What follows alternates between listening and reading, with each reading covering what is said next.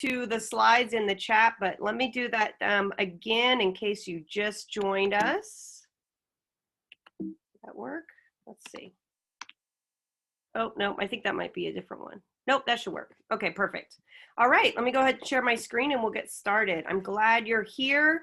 The fact that you are here on a weekend proves that you do want to support your students and want to do what's best for them. And so I thank you for that during this time. So yeah, we're going to talk a little bit about social emotional learning and how to support our students. I'll introduce myself briefly. My name is Katherine Goyette, and I am in my day job an educational technology and integrated studies consultant for Tulare County Office of Ed. So essentially, what that means is I do a lot of sessions like this. I work with a lot of teachers and administrators, now virtually, but sit in on virtual class sessions and things as well. And this is a topic that's really, before that I taught kinder, first, second, fifth, and sixth grade.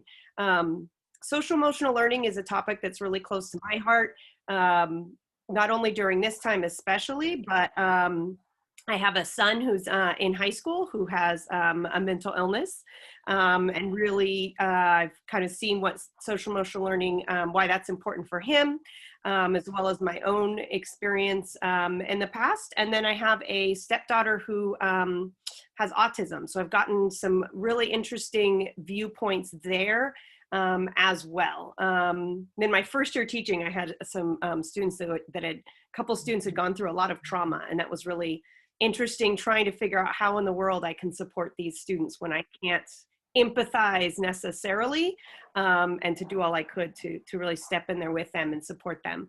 So that just talks a little bit about, you know, why I think this topic's so important. So I did want to let you know that I've been blogging a bit about SEL and mental health lately. So there's that's on my website if you're interested in that.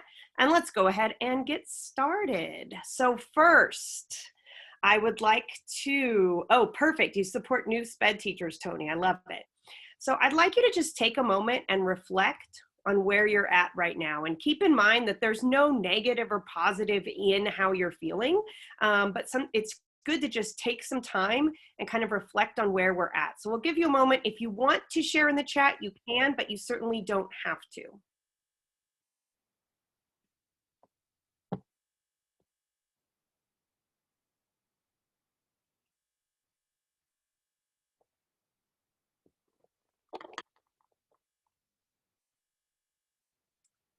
So this is a common mood meter. They're found all over. I just honestly, I went to Google and found this image, but there's others as well.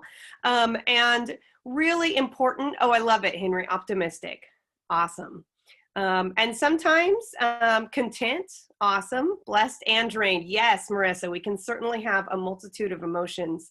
And what we find about students is, you know, sometimes it's difficult for them to identify why they are acting and behaving in certain ways. And if they can identify those emotions, that then leads to that self-awareness, then leads to self-management, which we'll talk about in a moment. Yes, agreed, Tony. Grateful to have a job, absolutely. All right, so here's another one. And these daily check-ins can be really helpful, whether it's in like Google Meet or Zoom or on Google Classrooms. Some teachers will do just a question of the day. This is an article that talks more about that. I worked with a student, some students at a alt-ed high school last year.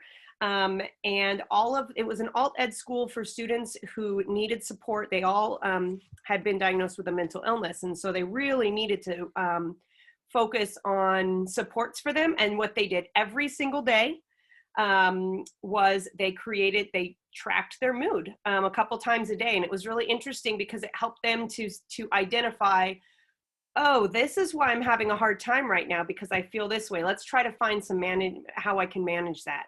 So definitely kind of the first step in doing this. And it can be done very quickly, very quickly. So I'd love to know before we get started though, what interested you in this session, because that will help me know kind of what to spend more time on than other topics, so to speak. Go ahead and take a moment and answer in the chat.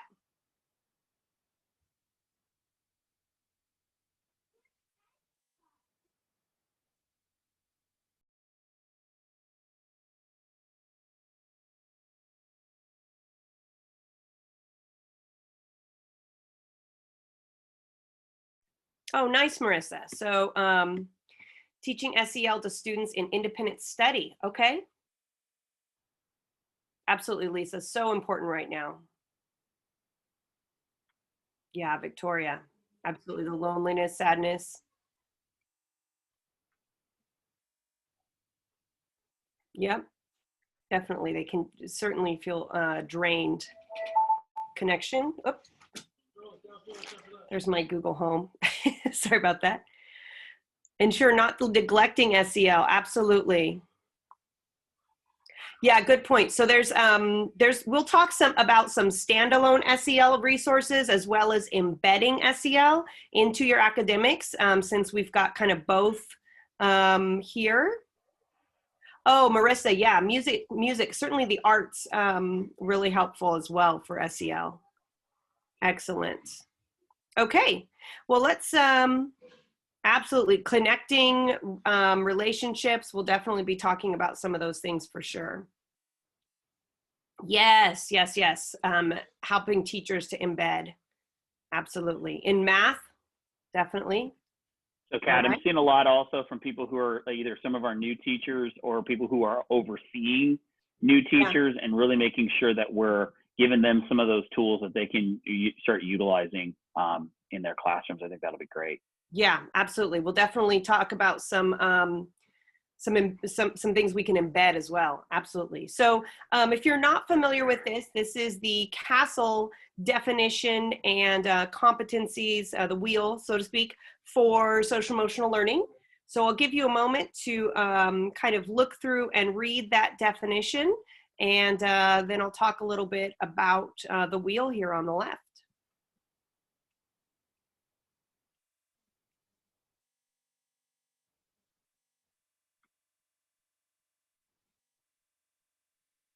So, we've got this wheel here of competencies for SEL. We have self-awareness, self-management, social awareness, relationship skills, and responsible decision-making.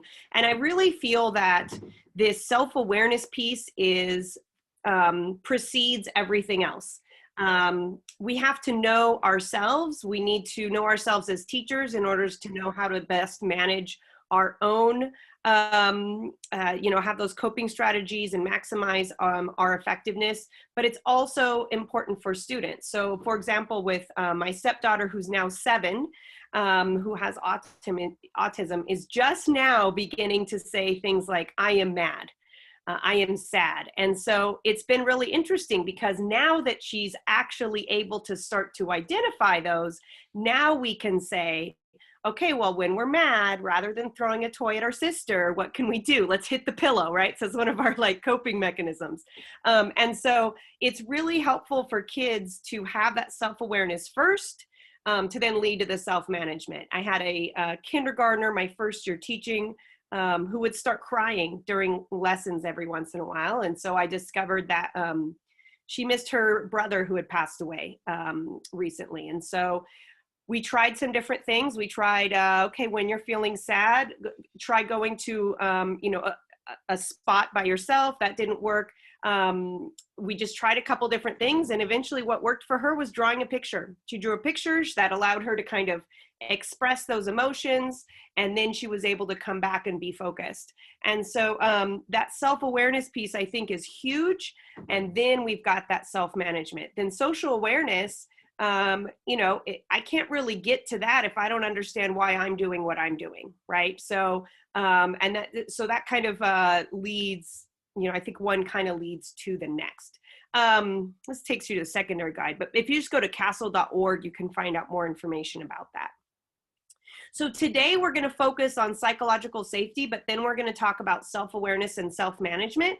And so those are, and we will talk about building relationships as well. I know that there were some people interested in that. And there'll be resources for all the competencies I'll share. But I'll give you a moment to just look at these two competencies and what Castle says is involved in those.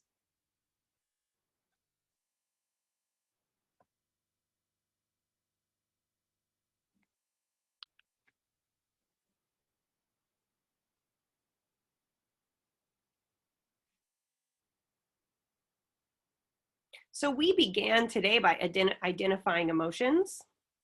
And that really helps us with that accurate self-perception, but it's also helpful to recognize strengths and build that self-confidence, particularly if we have students that are anxious, that are depressed, that are just uncertain right now in these times. And so this is all involved in self-awareness, and then we can get to that self-management piece where now I can figure out how can I motivate myself when I'm not feeling up to it? How can I set some goals? How can I organize things?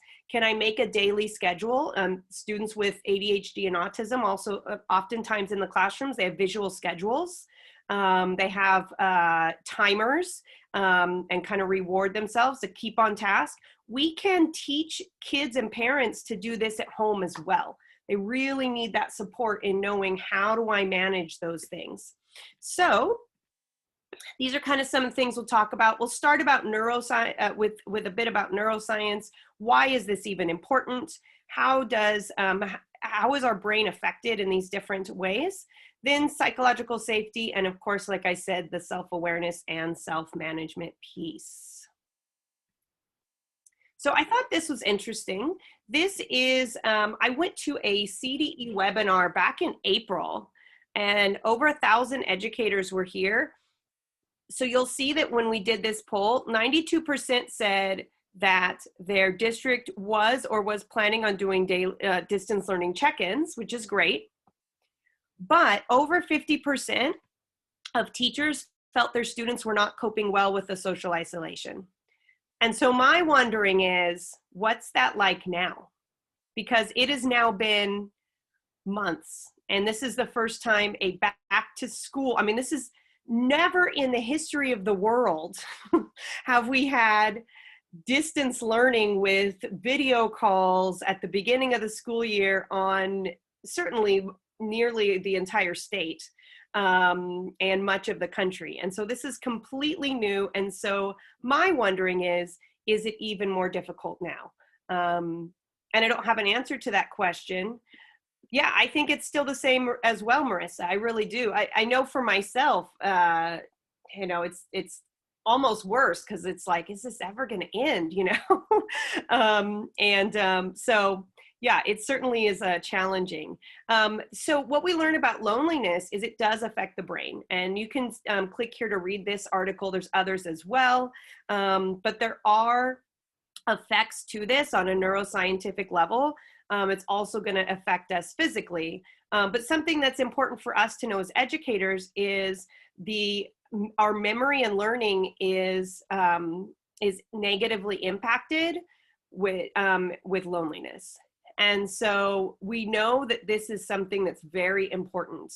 And so here's just I thought this was interesting. This is in students' own words. We really want to try to empathize with the kids. What are they going through right now, right? Well, this student is going back to the work world to support their family because they're struggling financially and they're still trying to go to school.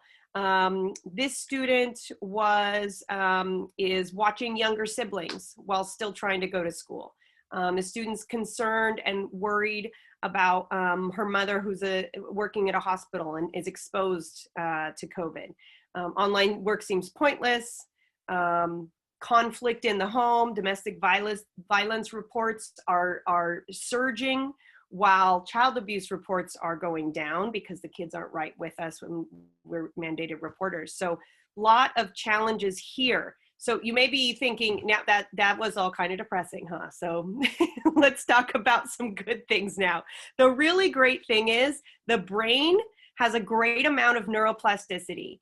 And while we know that there are these challenges, the great part is we know that the brain is built to repair itself. There's research on all this. And we know that one of the best ways that we can calm anxiety and that we can support our students who have gone through trauma is that human connection. And so that's key. That's really important. And that's one thing. There's other things that are important as well. Keeping, you know, that organization, which we kind of talked about a bit, but that human connection is really the basis of everything. And I know some of you were asking about building relationships, so we'll talk about that. Angela, I had a student mention the beginning of school year is the first time they're in touch with anyone. Yeah. My stepdaughters will Zoom, that one of their friends will start their own Zoom. They know how to start their own meets. And so they will, they'll contact their friend. And so they'll like have these video calls with each other. But how many of our students don't have either the devices or the Wi-Fi or the parents that know how to teach them how to do that themselves? Like hosting your own video call in 3rd and 4th grade, that's pretty good. But you know, not everybody is able to do that. But that is a need, certainly. Oh, they have lunch together, Christine. I love it. I love it. Some of the older kids might, or even they do too, the gaming, they're doing that collaboratively as well. So let's talk a little bit about that psychological safety, because if I'm a student that's gone through trauma, and it's been argued that we're all going through collective trauma in the midst of all of these changes and challenges. If I'm someone that has gone through that, I put up my guard, right? I don't want to make connections. It's difficult for me. I'm guarded. I don't want to get hurt. And so that psychological safety really needs to help us begin with making those connections. So we can, of course, use, whether you're using Google Meet or Zoom, the concepts are the same. Connecting with students is great, but do I feel psychologically safe enough to, in a whole group, make those connections with you as a teacher? Not necessarily. And so the small groups are really helpful, teachers have said, but what I really like is the office hours. But when you do office hours, how are you going to make sure that your students feel psychologically safe? Oh, this just shows you how to create a Google Meet and Classroom if you weren't aware. So one thing is a waiting room. Now, the new update of Google Meet does have a waiting room in it now. If you don't have the update, there's an extension for this. This is why a waiting room is important.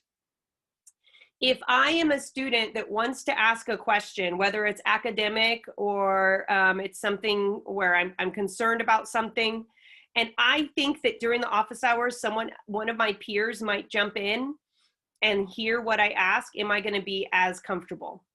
And so it's really nice to have that waiting room there. It's small, but we sometimes don't think about it. So having that waiting room is really helpful. The other thing is this. I spoke with a colleague that said, if I was a student right now, the way I grew up, and I had to leave my camera on and everybody had to see where I lived, I would shut down. I would be so embarrassed. I was already embarrassed because I couldn't afford the clothes and, you know, shoes that all my peers had. And for them to find out where I live and what that environment is like, no way. And so we want our kids to feel safe. We are entering their homes. So how do we do that? Because some districts, some schools require the cameras to be on. And I certainly don't want you to, especially if you don't have tenure yet, don't want you to like go against that necessarily. However, if they can blur out their background or add a virtual background, that can be really helpful. So Snap Camera you can use for PCs and Macs, but there's a blur background on the new Google Meet update. I don't know if you've seen it, but it blurs the background, so that may be helpful. And then of course with Zoom, you can have that virtual background as well. So something to consider. Certainly, I think, I know I work with an alt ed school, and a lot of these students are certainly from difficult backgrounds, they have difficult home lives. And what they do is one of the teachers said it was really hard for the kid. No one wanted to talk. No one wanted to show their face. And so True Snap Camera doesn't work on Chromebooks, which is why I'm really glad they have that blur option in Google Meet now. And then of course there's, but here's another option. So this teacher said what they did was they allowed the kids to move the cameras up. So all they saw was their forehead and the ceiling. Like, at least I know you're there. And they said that all of a sudden more of the kids were starting to engage a little bit. So finding some way to make them feel comfortable can really be helpful during these times. Oh, Angela, perfect. Thanks for sharing those as well. Visual effects for Google. So Angela, is that for, I don't know if I'm familiar with that specific one, for the Chromebooks? Perfect. An extension, awesome. I'm gonna have to check that out and add it to my slides. Awesome. See, we learned so much from each other. I love it. All right. Okay, so building relationships. This was some of the questions. So let's say that I do these office hours, or I want to do these check-ins, but like, what do I say? What do I do? So if you click here on this bit.ly, it's going to take you to a website that some colleagues and I created. And the first one just talks about why social emotional learning is important. But there is a page for relationships. It talks all about relationships. And so here's some tips for advisory classes. So I think there was someone that said they're doing some independent study SEL work. So this may be helpful for you. Same with responsive circles, specifically for COVID-19. Hey, Kat, could you send the link? I'm sorry. Could you send the link to this for the bit.ly? Because unfortunately, I don't know if people will be able to click on it in. Sure. There we go. I just put it in the chat. Perfect. It is in the slides as well, but yeah, you can check out that as well if you wanted to look at it right now. Thank you. No problem. And then something I definitely wanted to show you too is this one. This is all about specifically building relationships during COVID. So what are ways specifically that I can build those relationships? Just saying, how are you? Like, do I really know how to answer you? You know what I mean? And so asking, how are you spending your time at home? What does your week look like? What did you do yesterday that you enjoyed? Things like that. And so this just gives you some specific ways to build those relationships that I think are really helpful. So, even ways to connect them to others, things like that. So definitely something that you may want to check out that's on that website. And also, was it on this one? We talked about the check-ins. This is an example of a check-in survey that some teachers have said they really have liked using. It was developed at Harvard. And you can take this Google form. No, I don't want to sign up. Actually, maybe I should, maybe later. I can look at that survey in Google Forms. And so I can just go ahead and like copy these if I'd like. So this helps the kids to actually communicate with you and identify with themselves how they're feeling. And notice, it is not required. If we want them to feel psychologically safe, I should not have to feel that I am required to share how I feel. But when I'm ready, I know that you are there to listen. I think that's really important. Oh, absolutely, Todd. The emojis are great as well, especially for the young students that are not yet readers. Yeah, the variations on how are you, absolutely. Okay, so prior to COVID, there was a second grade teacher that I worked with, and in her class, she puts up a new vocabulary word each day, or, well, I think she just has a few that she puts up, but, perplexed or exhausted, or these different words so that the kids can start to identify, not only get that vocabulary, lots of English learners in her class, but the kids really liked it. They wanted to know exactly what those words were. So it was kind of a cool thing that she did. All right, whoops. So there's that. And then here's 5-minute chats with students. So you say, well, I just want to do some check-ins. And so maybe Every so often, I'm going to schedule to have a couple 5-minute chats with students, maybe, you know, a few times a week or whatever. Here's some things that you can specifically say. So if you're just like, well, I know I'm not to, you know, I know I shouldn't just say, how are you, but what do I say, right? And so this can help with that, those 5-minute chats. Absolutely. Yeah, I think that preferring not to say is key. I really do. Even as an adult, when COVID first started and we were all at home and everything, my supervisor at first, we would daily, like on our schedule, track our mood. And then that was okay at the beginning, but then I started feeling like, I don't know that I want the world to know right now. Like, you know, I don't know. I just felt like if I want to reach out to my supervisor or to a colleague, that's one thing, but requiring to put that public made me feel really uncomfortable. So she actually stopped doing that because she had felt something similar. So kind of interesting. Some of you had talked about embedding SEL into your content area. And so there's also a page about that. So definitely wanted to share that with you as well. And you can check that out. And if we had like a 2-hour session, I'd give you guys time to actually look at some of these and say what you found. But, you know, I want to make sure that you get some tools and can look at them later. So these are just some different ways that you can embed them, kind of the how. So some pretty cool ideas in here. Now, I also wanted to show you one more resource. Oh, there we go. And I will put the link in the chat to this one as well. This is going to take you to our county. This was a collaboration between Educational Resource Services, Special Services, after school program, prevention, early childhood. Like, this website was created by a lot of people. And so there's a lot of resources for social emotional learning here too. So Common Sense Media actually has some subject level specific resources. I know specifically that there were some math resources. So you can click on that.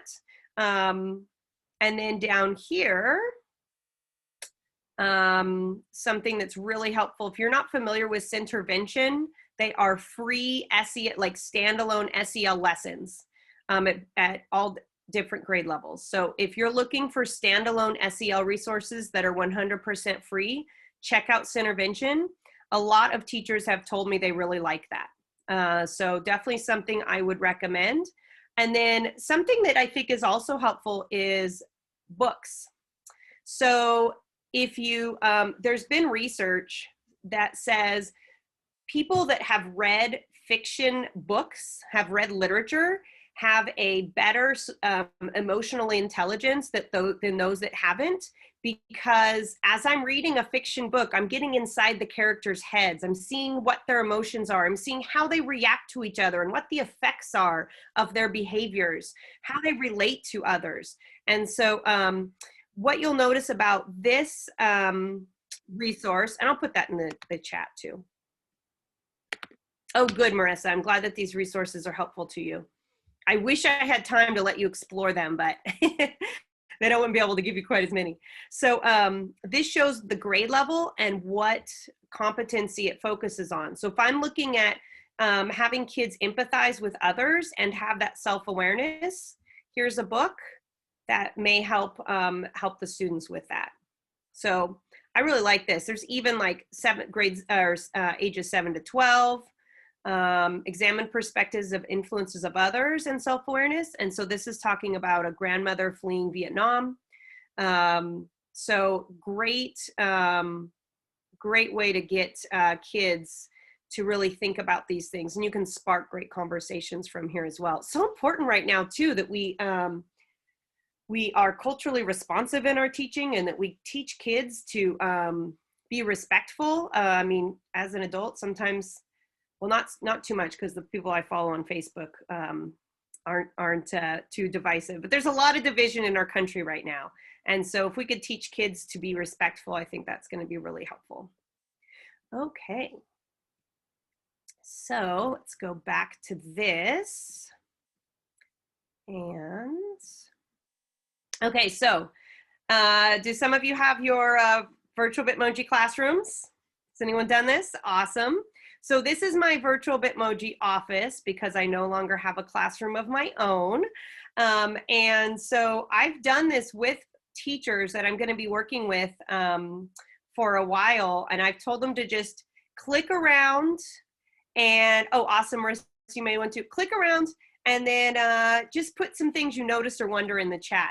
And these are, you know, a lot of times these are teachers I don't even know. I'm just beginning to work with them, and they'll say things like, oh, I clicked here. Do you have you been to Sydney? And then I answer a question, well, yes, I have. And, oh, I love to travel. I've been to all the continents. And it really helped to connect with others. And this is something you can do with students as well. If they know your favorite football team, or, you know, they feel like they have something they can talk about with you.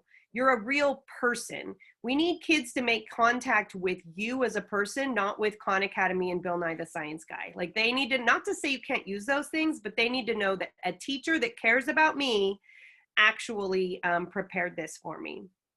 Oh, Innovator's Mindset. Absolutely. George Couros. Absolutely. Great book. I would consider George definitely a mentor of mine. Amazing, amazing. He's spoken a lot about the need to focus on, I don't know if he actually like calls out social emotional learning, but he talks a lot about building relationships right now. So if you were wondering, how do I create one of these Bitmoji classrooms? This animated GIF here shows you exactly how to do that. This shows you how to create one from scratch. Oh, good, Christina. Yes. Oh, Kona, nice. Oh, I haven't tried that one. Yeah, I have an espresso in my office actually, and then at home I have a Breville actually. So yeah, I'm quite the espresso fan. But I'll have to try that, Kona. That sounds great, Christina. So this shows you how to make a Bitmoji classroom from scratch. But I'll give you some templates that are free in a moment. If you like this animated quick tip GIF format, I make one just about every week. And so on my website, that's on the first, second, and last slides, they're organized by app. So if you happen to like this sort of format and you want to look up more, you can find those there. All right. So that, you know, I was showing you kind of how to do this to build that relationship, but you can also, of course, do this. Oh, I didn't give that example. Okay. But you can also, you know, put content on here. Now, these two images will take you, maybe you already are familiar with this, but if you want to make one of these Bitmoji classrooms, but, oh, who wrote on this one? Someone like copy and paste it on here. That's funny. I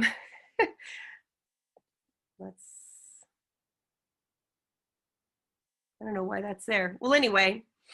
So there's all these templates that are already made. So if you wanted to create your own and not have to start from scratch, you can use one of these. Or if you have some colleagues that are like, well, that virtual classroom you made is really cool, but I don't have the time or expertise to make one. So now you can give them one of these. And there's all sorts of options. Pretty cool. All right, let's go back over here. All right, oops. Here we go. Open the chat again. Here we go. Oh, and if you don't have the Bitmoji Chrome extension, I love it. I love the Bitmoji Chrome extension. So I would recommend that you add that if you don't have it already. Okay, so we talked a little bit about building those relationships as far as, you know, one-on-one, those 5-minute chats, some resources for that, having kids reflect while you're with them live, kind of like we did here. But there's asynchronous time too. And so how do we make sure that our students are able to connect with us even when we're not right in front of them virtually? And so it's really helpful to make your own videos of yourself teaching, of yourself just saying hello, I care about you, I prepared some things for you, I'm glad you're here. Making that connection is really helpful. Again, they can't build a relationship with Khan Academy right? But if they know that you care enough to have made this quick video, that could be helpful. So you may have already been familiar with some of these tools, but there's a couple different ones to record yourself and or your screen, Screencastify and Loom. And so with those, Screencastify is the free version, has up to 5 minutes of recording time with up to 50 videos per month. Loom right now for educators is unlimited, but Screencastify will allow you to integrate with YouTube and Google Classroom, even Edpuzzle, just in a second, whereas Loom does not. So it just kind of depends on what you're looking for. You can, of course, make a video in Flipgrid, just on your phone. And then YouTube is super helpful to put all these videos in YouTube, and this is why. Oh, but first, I'm wondering if any of you have created those pre-recorded videos, and if so, what platform have you used? So I'll give you a moment to answer that question if you'd like. Marissa said she's used Screencastify and Victoria, Loom as well. Okay, Lisa, Loom. They're both great. Flipgrid as well, Angela, perfect. Screencast-O-Matic, a lot of people like those as well. Okay, Veronica, haven't used any yet. There's some tutorials here as far as some like screenshots that show you how to get started. Flipgrid as well, perfect, perfect. So a lot of you already know about these tools, which is great. I would say with Flipgrid as well, we talked about like those 5-minute chats and office hours. I know teachers that will use Flipgrid to have like, they have one Flipgrid topic. A topic is like an assignment. And that one topic is always open and the kids can't see each other's videos. And so if I'm awake at 10:30 p.m. doing my work, and all of a sudden I have a question, and I'm not going to remember it at 8 a.m. in the morning or 10 in the morning when we have our meeting, I can make a video on that Flipgrid asking you that question, and then you as a teacher, when you are able, the next day or whatever, can actually answer that question. So that's been really helpful for kids to feel like my teacher cares enough that they give me a way to communicate with them, like a two-way communication, even when I'm not there. So you're always there, even when you're not there, essentially. Consistency is key, especially for our students that are stressed, that have experienced trauma. Making sure that they know that there's always one place they can go to connect with you can be really helpful. All right, so highly recommend you upload your videos to YouTube. I'm wondering if you guys have done this. Let me know in the chat if you have, if you upload your videos to YouTube. Angela, yes, perfect, perfect, awesome. So if you're not doing that, okay, Marissa, this I'm going to talk about on private or probably unlisted, Victoria, because on private you're the only one that can see it. Blocked at your site. Ooh, Henry. So hopefully you could. Okay, so not yet. It feels intimidating. Certainly. Okay, shared on Drive. So let me tell you about why I like YouTube. And then Henry, let me also talk about how some sites allow this, even if they block YouTube in general. So the reason I like YouTube is it does integrate with Google Classroom and Google Slides beautifully. For one kid on private. Interesting, Victoria. Okay, I see what you're saying. This way, it's not taking up room on your device. It all goes, it's all unlimited storage.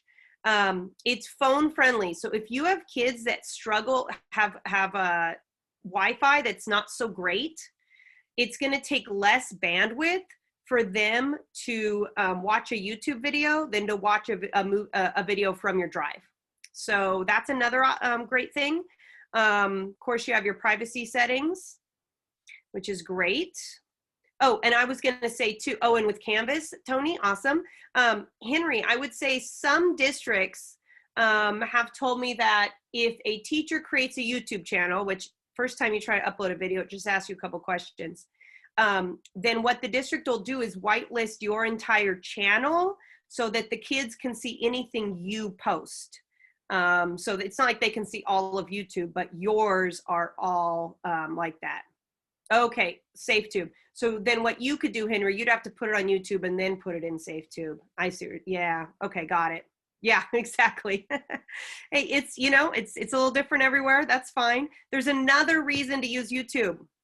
I can feel like I am confident and I can access this. Remember, confidence is part of that self-awareness. So with YouTube, if you're not in Fontana and you're allowed to, oh yes, Megan, Flipgrid has captions too.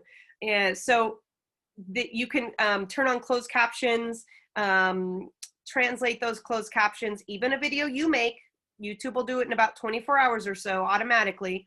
You also can slow down the playback speed. So if you were a student like my brother who has an auditory processing disorder, and what he would do is he would, in class, he hated school because it was difficult and everything mostly was verbal, right? The teacher's telling you what to do. He would wait and watch and see what the other kids do because he wouldn't really understand the directions verbally, and then he would copy them.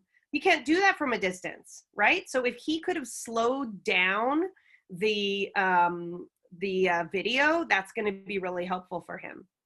You want the kids to feel confident. If it's in their language with closed captioning, that's great. This is a video that will teach the kids how to use those accessibility settings.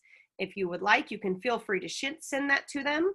If you have not uploaded a video to YouTube, this shows you how to do that. Your kids will laugh at you if you use if you don't use landscape mode on a phone or iPad, just letting you know. And then this talks a little bit about Screencastify and Loom. Okay, so, oh yeah, and if you're making a video, you can emphasize your cursor by going to your accessibility settings. That two-way communication, I talked a little bit about this with the office hours, but also with building community. Flipgrid is great for that. So this is what it looks like. It feels like social media for the kids, and it's essentially great for asynchronous video conversations, if you're not familiar with that. So this talks about that. Oh, it says grid. They're now called groups. So that's a bit dated. I have a new Flipgrid, all the updates on my site. I have a slide deck with all the new ones. All right. Yes, Lisa, the moderation controls on Flipgrid are excellent. Excellent, excellent. You get to approve each video if you'd like before the rest of the kids see it. So, okay. So self-awareness, let's go ahead and move on a little bit with this. We did the virtual Bitmoji Classrooms, but a lot of teachers, I don't know if anyone's done this, are doing virtual Bitmoji lockers. Oh, Marissa did that, perfect. Okay, so here's the thing. I'm the kind of person that kind of doesn't like icebreakers, and even my son doesn't like icebreakers. I was asking him about it last year when I was writing a back to school blog post. I wanted to hear a student perspective. I know a lot of kids like them, but here's the interesting thing. During all of this time, and he has an anxiety disorder, and so he was real down and nervous about the fact that this is his senior year and school's going to be so different, and this is how's this going to work, and is it going to be harder or easier, and all these things. And so, you know, he's feeling real down for a couple days and talking about all that. And then he had, all of a sudden, his mood kind of improved a bit, and he started getting excited, thinking about things that he enjoyed. And I was like, what's going on? Well, his digital photography teacher had asked him to do an About Me project. And this is a kid that doesn't like icebreakers, but kids usually, if they can now, they're in this negative state, they're in this anxious, bummed out, lonely state, and then they get to focus on things they like, things that they're good at, things that they're confident at, then that's really, I witnessed, it helped boost their mood. I see the same thing with my stepdaughter when she's able to draw a picture, because it comes from her, right? So definitely a great thing to, you know, I think it's something that really can help. So awesome. Yeah, feel free then, Lords, to do this. All right. As far as building that self-confidence, having options for kids can be really helpful. Allow them to explain in their home language. Why not? You know, if I feel from a distance You know, I don't get those scaffolds as much as my teacher being right in front of me, but, or even if it's hybrid, you know, there's times when I'm at home. And so if I am allowed to explain it in my home language, will I be more confident and more likely to engage in the work? If so, use Google Translate and just see if they got the gist, you know? And then that creative expression is excellent. There's research that speaks to, and this actually activates the parts of the brain aligned to universal design for learning. That's what this is from. But there's research that shows that people with mental illness are greatly helped and supported when they're allowed to have creative expression. So, and it might be different for everyone. Maybe for some kids it's art, some music. I'm not saying don't focus on academics. What I'm saying is, as you are asking kids to share what they learned about academics, can they make a video or draw a picture or do a role play or something like that? Why not? So choice boards can be helpful. This is an example from our science department. However, I have recently read articles that say kids are experiencing choice fatigue. If you are a student that is feeling overwhelmed, you are, you know, anxious, this may feel like too much for you right now. And so what I would recommend now is begin with maybe 2 choices, and then always have something like this that maybe has a question mark and says, or what else? If you have an idea, talk to me. Maybe it's going to be something that that you want to do. So definitely something that will help motivate and engage kids if they have a little bit of choice in that. Yes, Megan, exactly. Can you just tell me what to do? So my husband teaches high school history and is a tech coach as well. He just teaches a couple periods a day. And so he's had kids say, Mister, can you just give me a worksheet? Instead of the open-ended things that he gives them. You have to get them used to this. Absolutely. That's very true. I think that they've had school that way for so long. It's a little scary. Absolutely. If you can't choose, pick the center one. Perfect. I love it. Yeah, absolutely. Definitely. Yeah.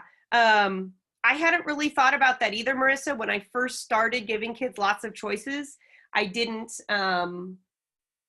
it did feel overwhelming to them, and I really had to guide them and support them, but that was in the classroom. It was, you know, I was able to have those conversations with them. Now I probably would start with less choices. Absolutely. All right. Glad to hear a lot of you have talked about how choice boards have been great for you. That's great. Sketch notes. So I heard that these are being recorded. My husband did a session all about sketch notes earlier today. So if you're interested in this topic and you didn't go to that, maybe check out the recording later. But sketch notes are a great way if there's kids that enjoy drawing and feel confident at that. Sketch notes are a great way to go. This is a webinar that actually, this is from the Q conference, the virtual Q conference that occurred in March. It went virtual. And so this is a webinar that Sylvia Duckworth gave, and it's on there for free, the recording. And so she has written several books about sketchnoting. Some of you may be, oh, Libby said it was great. Awesome, awesome. Yes. Now, if you say, well, I don't know that I want to learn this whole new sketchnoting thing, it sounds like a little much. I'm feeling overwhelmed myself as a teacher right now. I'm prepping longer than ever before. I get it. I would say maybe do this. Hey guys, when you are, you know, hey class, when you are writing your notes, if you would like to add a picture that comes to your mind to help you remember this, I'd love to see that quick sketch. So, and they can take a picture of it, right, to send you in Google Classroom, for example. So here are 3 videos if you are using Google Classroom. These videos will show your students how to turn in a picture of their handwritten work. All right. So let's talk about self-management a bit as well. So here we're talking about stress management, self-discipline, self-motivation, organizational skills. These are so much more important even now than they were before. And if you are someone who is, or in the spring, everyone was really working from home, right? You may have noticed yourself even how much more important this is than it was when we were in a classroom. Some people, maybe others not, but for students that don't have someone right there saying, check your agenda, or, you know, write this down, whatever, it can be a lot more challenging. So if you're using Google Classroom, if you're using Canvas, same concept. Do kids know where to find all their assignments, all their posts? If you have not already, make sure that you're using topics in Google Classroom. Now, in the past, many of the teachers I worked with in a multiple subject classroom, for example, would say ELA, math. Now what a lot of teachers are doing is saying, this is week 1, and then they'll put like Monday for any assignment that is Monday. So it'll say like week 1, you know, August 6th through, you know, 13th or whatever. Well, no, that would include weekends, but you get the idea. I'd love to hear, if you are organizing your classroom real well, how you're doing that.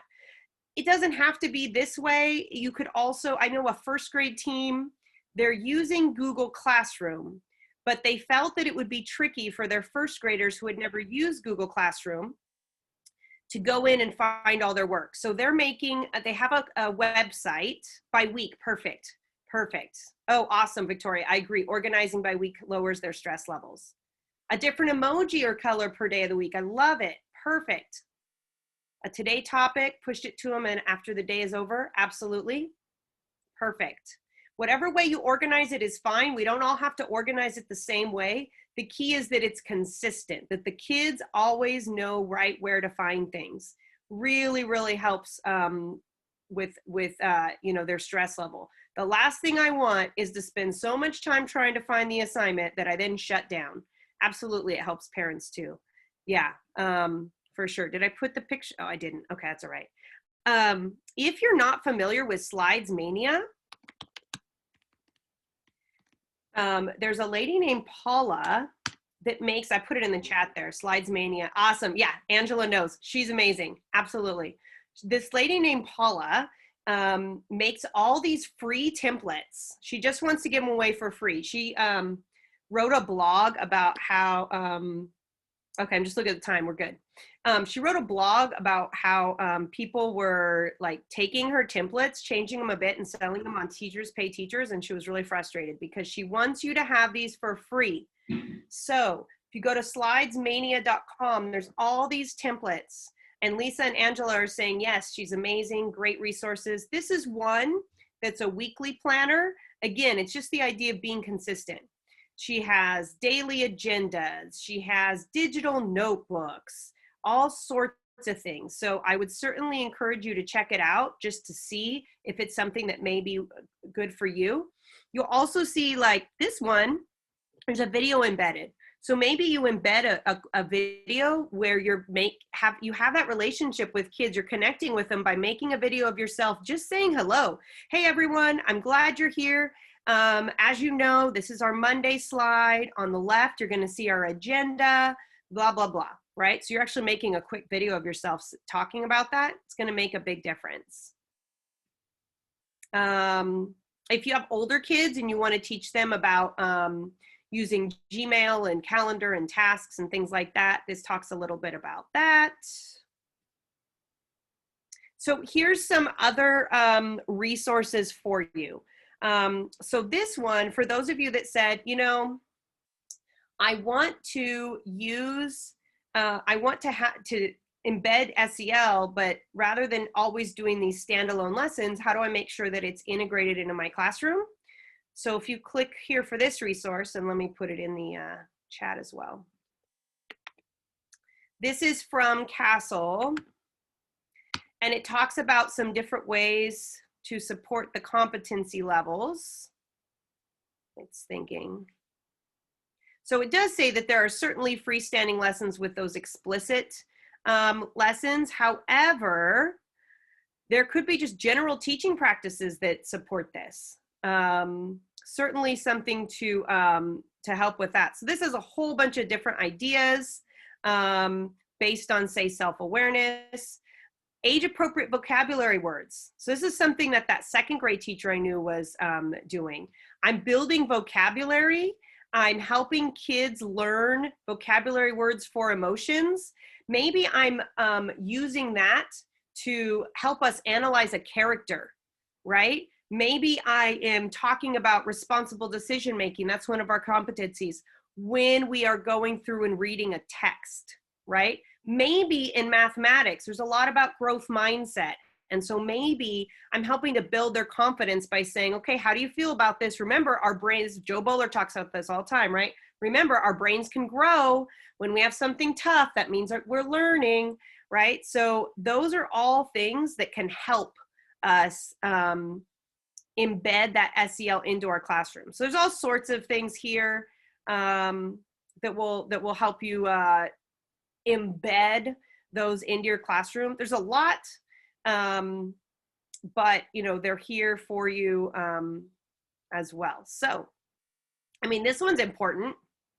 Some of you may be aware of this one for self-management, the think process. So before you post something, T, is it true? H, is it helpful? I, is it inspiring? N, is it necessary? K, is it kind?